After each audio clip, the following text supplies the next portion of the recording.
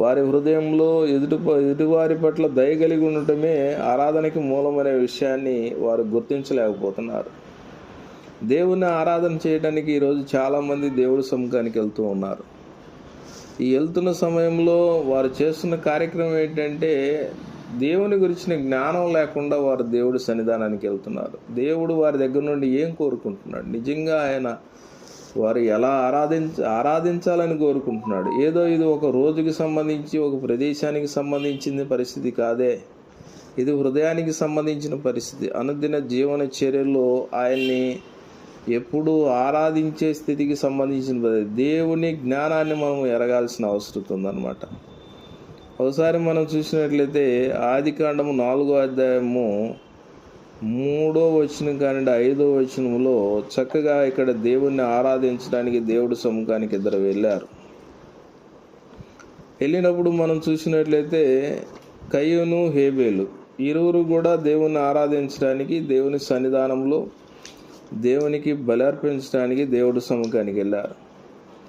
మనం అర్పించే బలి అది విశ్వాసంతో కూడిందై ఉండాలి, వినయంతో కూడిందై ఉండాలి, విధేయతతో కూడిందై ఉండాలి బలి. అలాగ కాకుండా అసూయ, గర్వంతో, అవిధేయతతోటి కూడి ఏదోలే నేను దేవుడికి బలులు అర్పిస్తున్నాను, నేను ఆయన దృష్టిలో అంగీకారయోగ్యంగా ఉంటాలే అనే ఆలోచన అనేది దేవుడు అంగీకరించడు.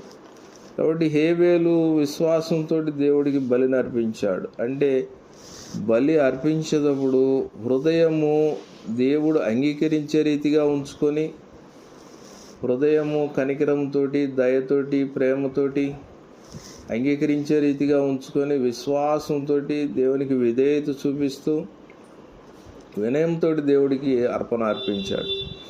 దేవుడు అతని యొక్క విశ్వాసాన్ని బట్టి, అతని యొక్క హృదయ స్థితిని బట్టి ఆ అర్పణని తాను అంగీకరించాడు. కయ్యూను విషయానికి వచ్చినప్పుడు అతడు తన సహోదరుడి మీద అసూయతోటున్నాడు. తర్వాత అతని హృదయం అంతా కూడా గర్వంతో నిండిపోయి ఉంది. దేవుని పట్ల విశ్వాసం లేని పరిస్థితుల్లో అర్పణ అర్పించడానికి పూనుకున్నాడు. దేవునికి విధేయత చూపించట్లేదు. ఇలాంటి పరిస్థితుల్లో కయ్యూను అర్పణ అర్పిస్తుంటే దేవుడు కయ్యూను అర్పణని నాకు అవసరం లేదు, అతనైతే అర్పించాడు కానీ దేవుడు అంగీకరించలేదన్నమాట.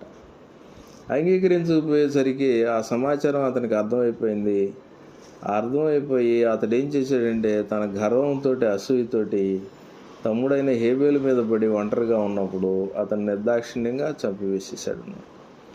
కాబట్టి